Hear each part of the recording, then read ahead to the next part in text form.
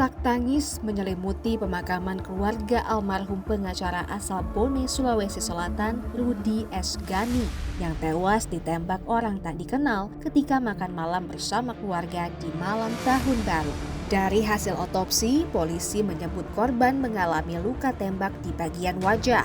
Selain itu, ditemukan proyektil berkaliber 8 mm bersarang di tulang leher korban. Hasil uji laboratorium forensik juga menemukan proyektil tersebut berasal dari senapan angin. Mengalami luka tembak di bagian muka bawah mata kanan. Terus kemudian peluru bersarang di tulang leher. Setelah dikeluarkan, kemudian proyektil dibawa ke labor. Labor menyatakan bahwa itu adalah peluru senapan angin, bukan senjata api. Mariam, istri pengacara korban penembakan yang juga sebagai saksi kunci, mencurigai 3 orang atas tragedi kematian sang suami. Ia juga menyebut sebelum tragedi penembakan, sang suami sempat mendapat ancaman. Kami ada beberapa orang yang kami curigai karena berhubung dengan perkara bapak yang dia pegang.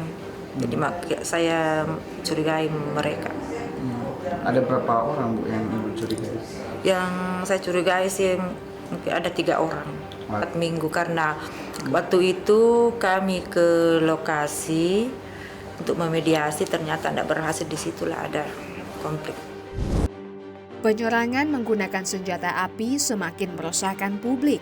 Dalam beberapa hari terakhir, sejumlah kasus penyalahgunaan senjata api pun terjadi. Pada 3 Januari, petugas pelabuhan Bakauheni ditodong senjata api oleh pengemudi mobil yang diduga pegawai kantor Kesyah Bandaran dan Otoritas Pelabuhan atau KSOP.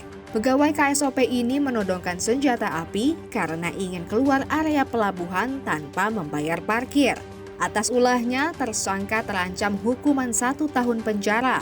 Polisi juga telah menyita sejumlah barang bukti, termasuk pistol jenis airsoft gun yang digunakan tersangka.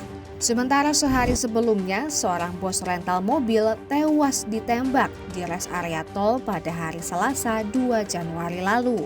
Korban diduga ditembak saat sedang melacak mobil rentalnya yang hilang dicuri. Dan informasi dari pelaku yang tertangkap, jadi mengamankan daripada saudara A, yaitu penyewa kendaraan mobil rental tersebut yang nantinya kita masih melakukan pengembangan. Jadi sementara yang sudah kita amankan itu adalah si penyewa mobil. Namun si penyewa mobil ini sudah memindahtangankan kendaraan milik korban tersebut. Berdasarkan hasil olah tempat kejadian perkara, polisi menemukan 5 selongsong peluru yang diduga digunakan pelaku untuk menembak korban. TNI Angkatan Laut mengakui anggotanya menembak pemilik rental mobil. Dalam insiden tersebut, diakui bahwa salah satu anggota melakukan tindakan penembakan. Setelah diketahui kemudian mengakibatkan korban, 1 orang meninggal dunia dan 1 orang luka-luka. Saat ini ketiga anggota tersebut proses penyidikan di Puspomau. Merespons maraknya kasus penyalahgunaan senjata api akhir-akhir ini, Menteri HAM Natalius Pigai mendorong evaluasi soal perizinan dan peredaran senjata api. Evaluasi tentang bagaimana proses perizinan dan siapa pengguna-pengguna harus dipastikan secara profesional, secara prosedur yang benar, sesuai dengan aturan yang benar.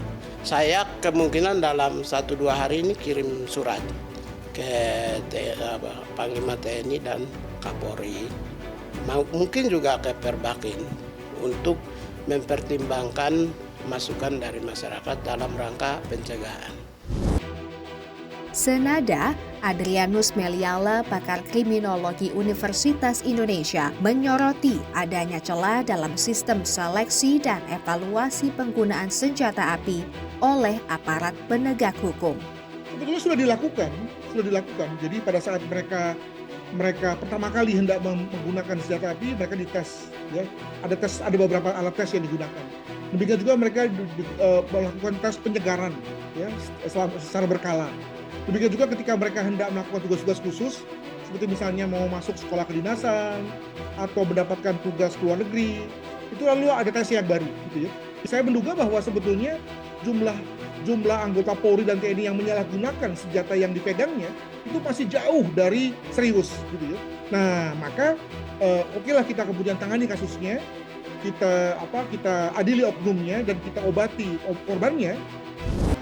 Sebenarnya, kepemilikan senjata api telah diatur dalam Peraturan Kapolri Nomor 18 Tahun 2015 tentang perizinan, pengawasan, dan pengendalian senjata api non-organik Kepolisian Republik Indonesia atau Tentara Nasional Indonesia untuk kepentingan